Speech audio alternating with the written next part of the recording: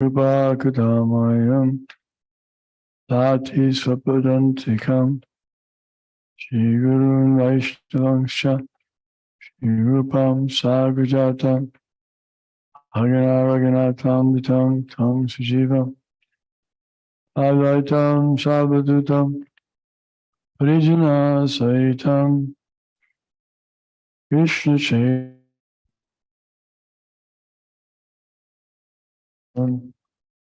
Aganalita Shibishakam Sha Hey Krishna Karuna Sindho Dinabandho Jagatpate Gopesha Gopika Kanta Radha Kanta Namostate Tapta Kanchana Gaurangi Radhe Vrindavaneshwari Vishwabhanu Sute Devi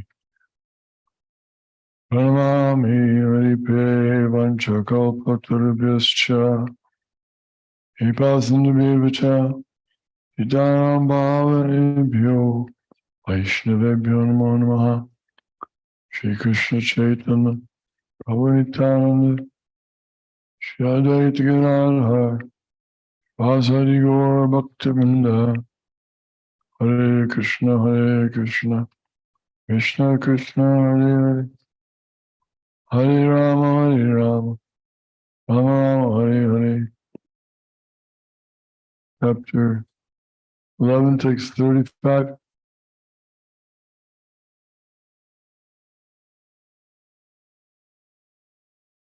Sanjaya Vacha Etach Trutva Vachanam Keshavasya Kilanjalir Vipman Kiriti Muskritya Bhuya Eva Krishnam Sargagaram Bita Bita Pramya. Sanjaya said to Dhritarashtra, after hearing these words from the Supreme Personality of Godhead, Arjuna triumphantly offered obeisances and with folded hands and began falteringly to speak as follows. 36.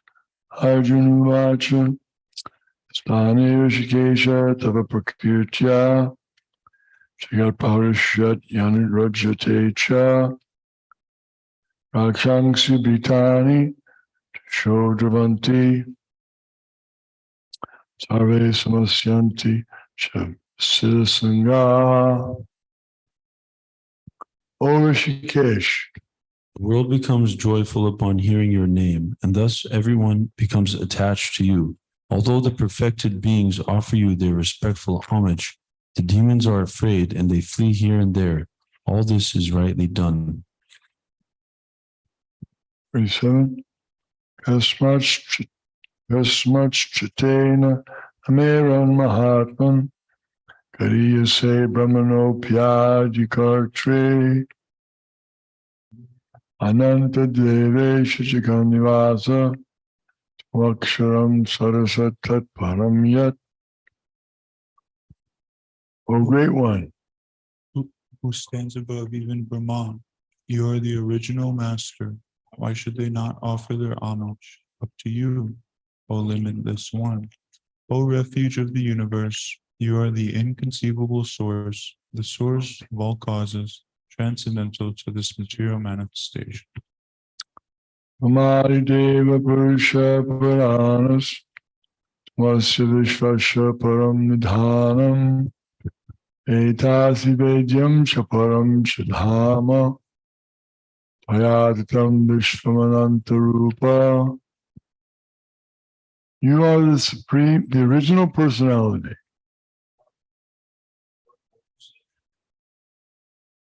You are the only sanctuary of this manifested cosmic world. You know everything and you are all that is knowable. You are above the material modes, O limitless form.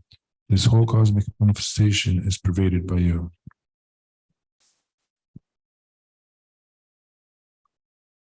Ayu Yamognir Valna Shashanka Vajapatistam Pratipa Hastacha Namo namaste stu sahasra kritva Nishchabhuyopi. Namo namaste. You are air, fire, water, and you are the moon. You are the supreme controller and the grandfather. Thus I offer my respectful obeisances unto you 1,000 times and again and yet again. ma parastat ataprishtataste, namostate sarvata eva sarva, ananta viryamita vikramastvam, sarvam samapnoshi tatosi sarvaha. Obeisances from the front. from behind and from all sides. O unbounded power, you are the master of limitless might. You are all pervading, and thus you are everything. Keti madhvapasabam yaruktam. Hey Krishna, hey Yadva, hey Saketi. Ajanata mahimanam tavedam. Maya pramadat pranamyena vapi. Yachchavaha sartama satkutosi. Yaharshayasana bhojaneshu. Eko tavap yachuta tatmaksham. Tatkshamayetvam aprameyam. I have in the past addressed As Krishna, O my Yadva, O my friend, without knowing your glories, please forgive whatever I may have done in madness or in love. I have dishonored you many times while relaxing or while lying on the same bed or eating together, sometimes alone and sometimes in front of many friends. Please excuse me for all my offenses. Itazi lokasya characharasya tamasya pujascha gurur gariyan atat samostabhyadika kutonyo lokatraye pratitma prabhava. You are the Father, This complete cosmic manifestation, the worshipable chief, the spiritual master. No one is equal to you, nor can anyone be one with you. Within the three worlds, you are immeasurable. tasmat pranamya pranidaya krayam prasare tvam ishamidhyam iteva putrasya sakeva sakyu priya priyayar hasideva shodhum. You are the Supreme Lord, To be worshipped by every living being. Thus I fall down to offer you my respects and ask your mercy. Please tolerate the wrongs that I may have done to you and bear with me as a father with his son, or a friend with his friend, or a lover with his beloved.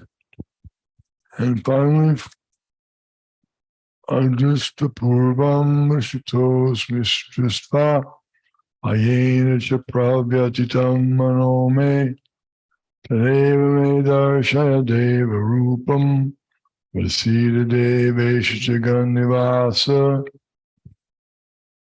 After seeing this universal form, which I have never seen before, I am gladdened, but at the same time, my mind is disturbed with fear. Therefore, please bestow your grace upon me and reveal again your form as the personality of Godhead, O Lord of Lords, O abode of the universe.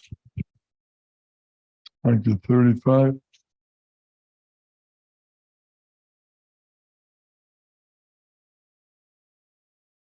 Read his translation. Sanjaya said to Dhritarashtra, O king, after hearing these words from the Supreme Personality of Godhead, Arjuna trembled, fearfully offered obeisances with folded hands, and began falteringly to speak as follows. Purport. As we have already explained, because of the situation created by the universal form of the Supreme Personality of Godhead, Arjuna became bewildered and wondered. Thus he began to offer his respectful obeisances to Krishna again and again, and with faltering voice he began to pray, not as a friend, but as a devotee in wonder. Text 36. O Hrishikesha, the world becomes joyful upon hearing your name, and thus everyone becomes attached to you. Although the perfected beings offer you their respectful homage, the demons are afraid and they flee here and there. All this is rightly done. Purport. Arjuna, after hearing from Krishna about the outcome of the battle of Kurukshetra, became an enlightened devotee of the Supreme Lord. He admitted that everything done by Krishna is quite fit. Arjuna confirmed that Krishna is the maintainer and the object of worship for the devotees and the destroyer of the undesirables. His actions are equally good for all.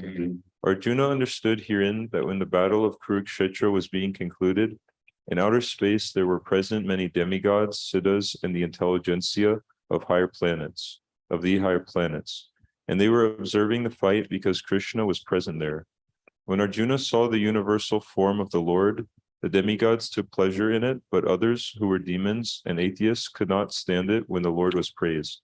Out of their natural fear of the devastating form of the Supreme Personality of Godhead, they fled. Krishna's treatment of the devotees and the atheists is praised by Arjuna. In all cases, a devotee glorifies the Lord because he knows that whatever he does is good for all. Any questions about this?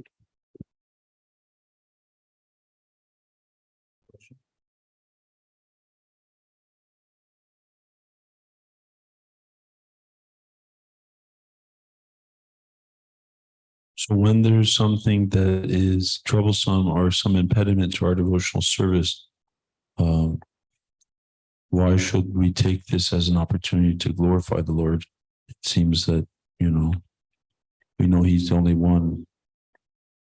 I mean, he's the one that can help us. So why is it that, we will take an opportunity to glorify him? I'm asking, I think I want to serve the Lord, and he's not letting me. So sometimes I become angry or dissatisfied with him because of that. He's not letting you, or maybe I'm not desiring to. Krishna gives us plenty of opportunities to serve. And so I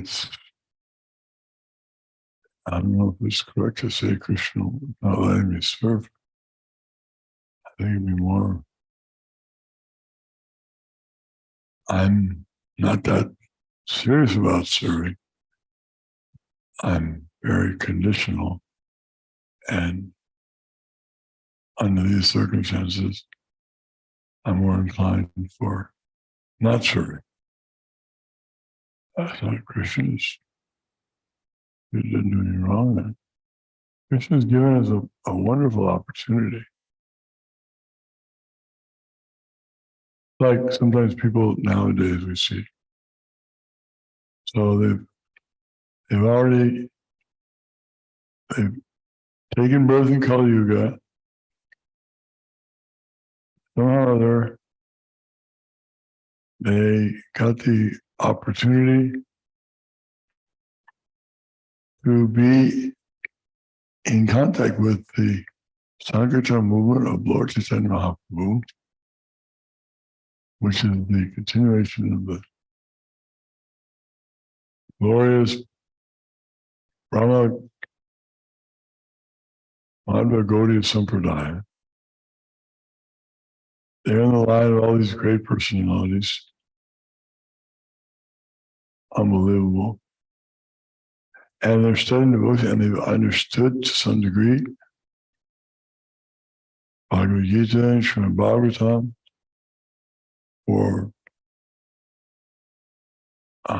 which was not easily understood for such a long time, especially in the Western countries.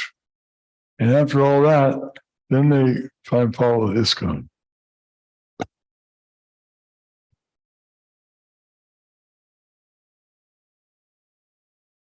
What are you looking for? What kind of opportunity are you waiting for? pretty hard to get better than that. So rather than looking at the dark side and trying to find some reasons why I can't surrender, I shouldn't surrender, it would be more intelligent to think how I really should surrender in this circumstance, because such opportunities don't come so often. So maybe I should take full advantage of it, really try hard, give everything I've got.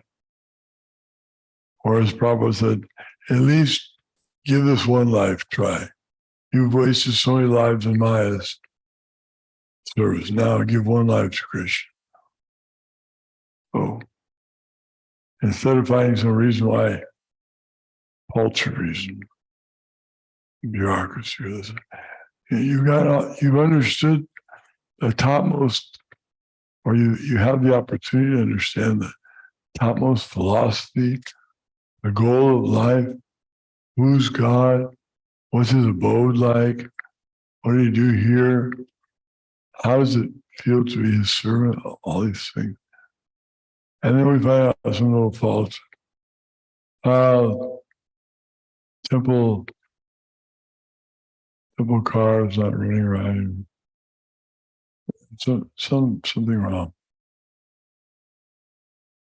But we shouldn't let anything get in the way, disturb us.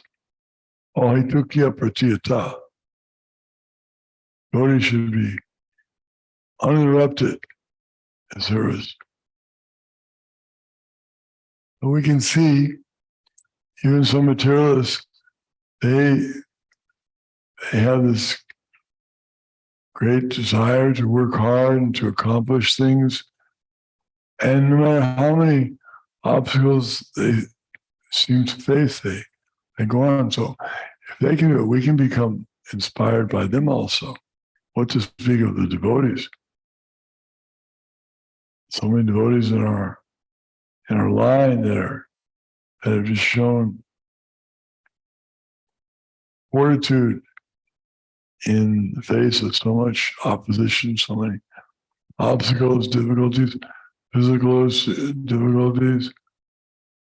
What about, how would you like to be a devotee living in Ukraine? Tough one. Trying to be a devotee and having a war and blowing up. Putting you in, you have to go fight in the war. There's so many things. We should be pretty thankful for what we've got here. And we shouldn't think, well, I'll wait for a better opportunity. Better we take this opportunity. Well, we've got it.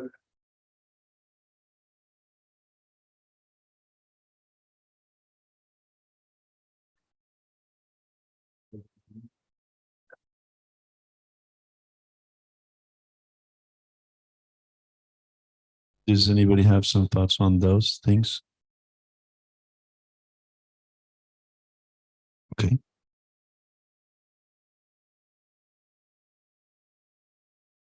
Verse 37. O great one who stands above even Brahma, you are the original master.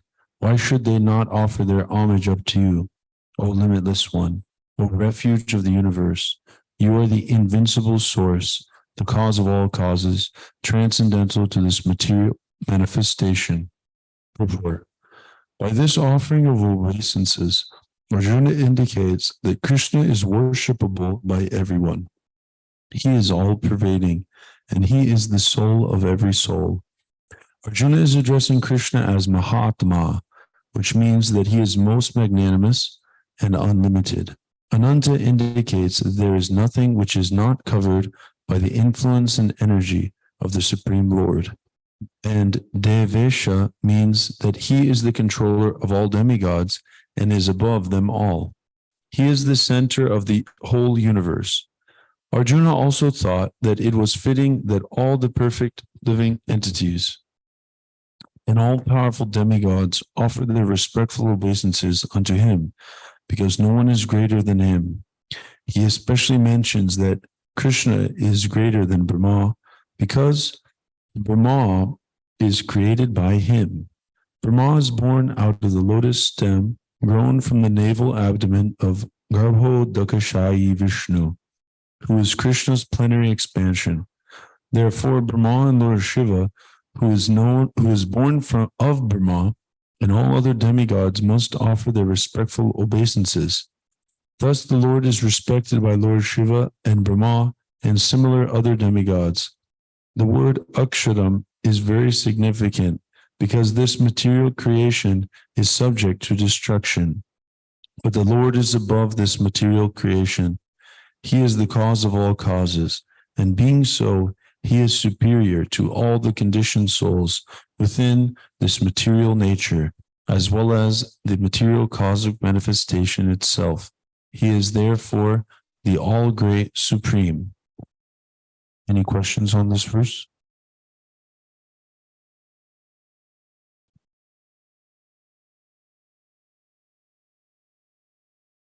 Okay, text 38. You are the original personality, the Godhead. You are the only sanctuary of this manifested cosmic world. You know everything, and you are all that is knowable. You are above the material modes, O limitless form.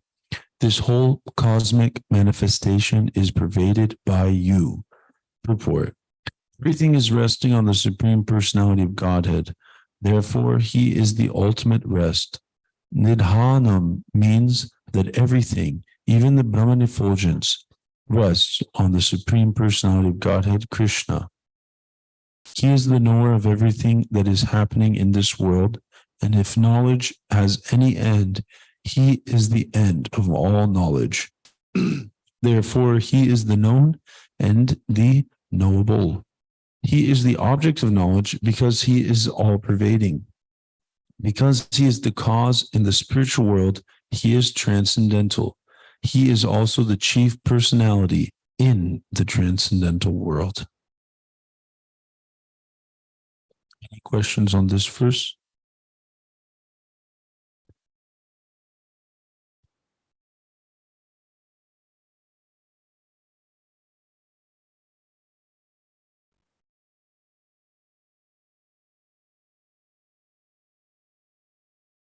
Yeah, it's stated Krishna is the end.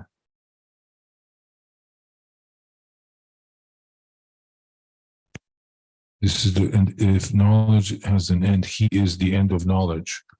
So if there's anything that we're engaging in and the end result is not Krishna or the knowledge of Krishna, then there would be undesirable acts.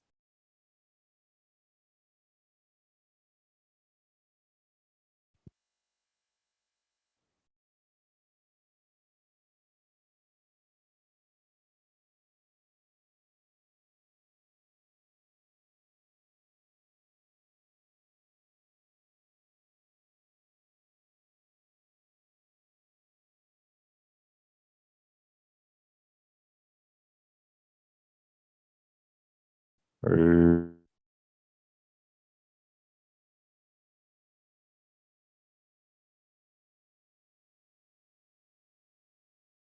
I'm trying to work with the camera. If it doesn't end in service to Krishna and in increasing our desire to serve Krishna, then the Srimad Bhagavatam explains that it's a useless waste of time. And there's also a verse in the Gita where Krishna talks about things, how they should end in knowledge, like you were saying. Let's just look it up.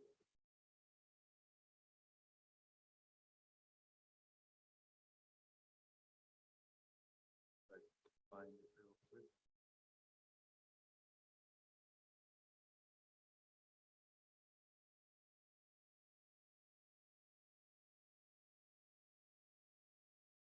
Okay, here you go.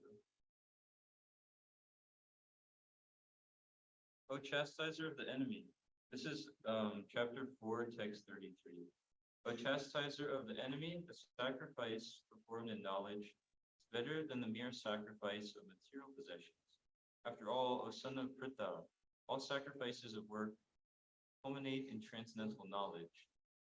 This wasn't the exact one I was looking for. It's somewhere in this chapter, but the point will be here. Purport.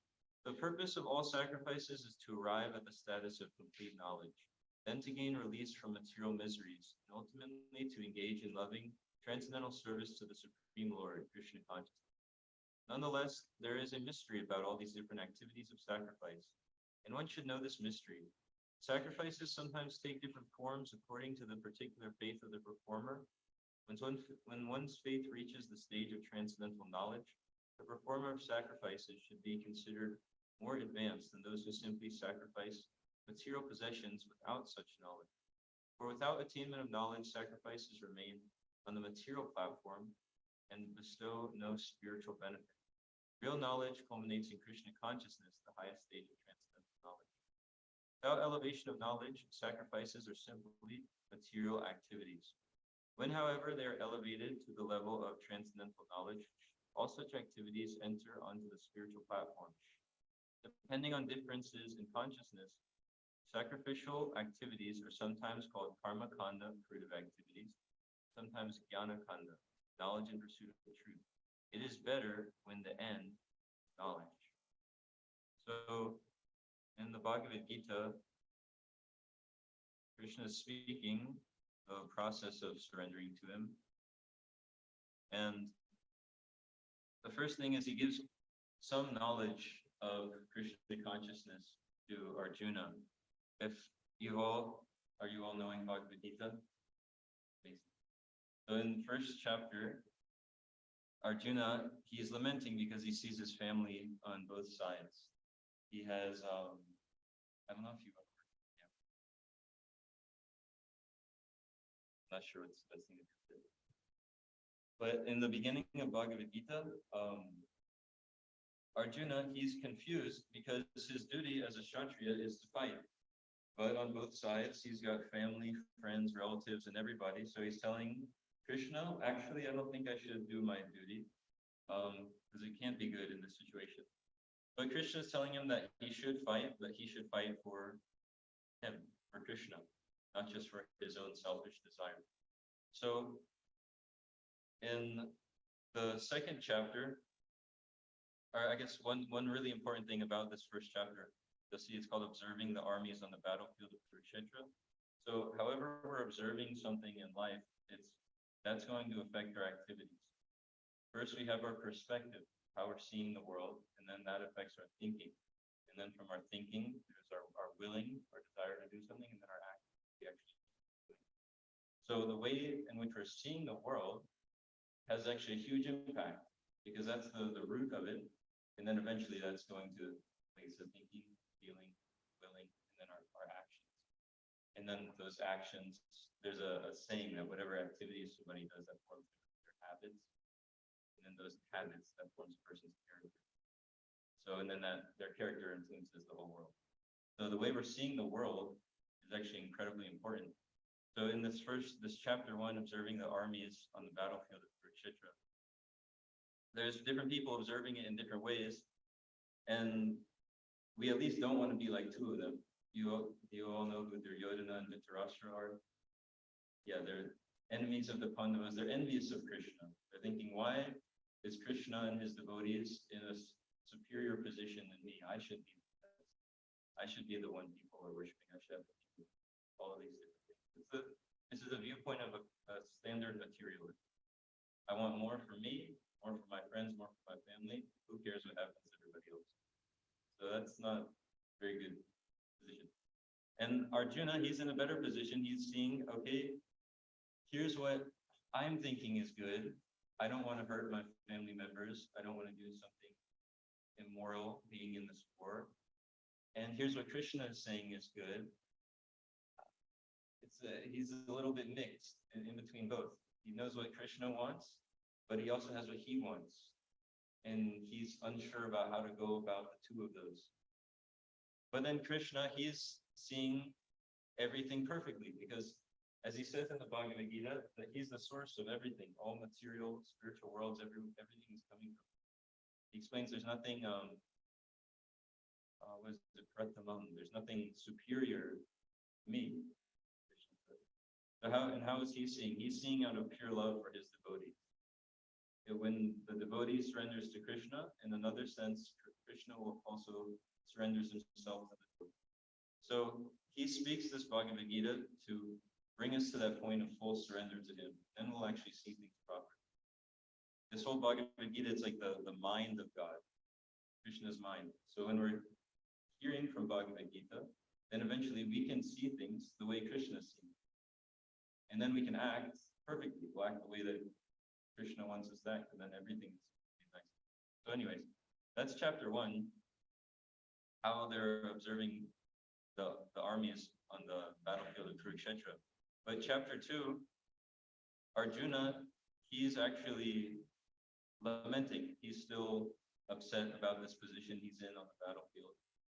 So Krishna speaks this chapter 2. You'll read in the purports that Srila Prabhupada explains Krishna speaks this chapter in order to bring Arjuna out of lamentation, so that way he can begin to instruct. Because there's 3 people that you shouldn't instruct. A husband and a wife that are arguing.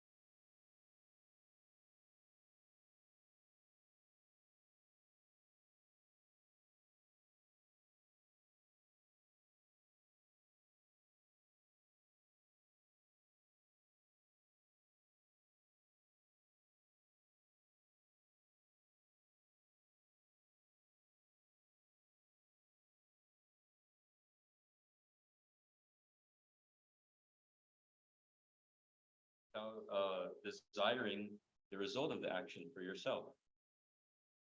And then in chapter 4,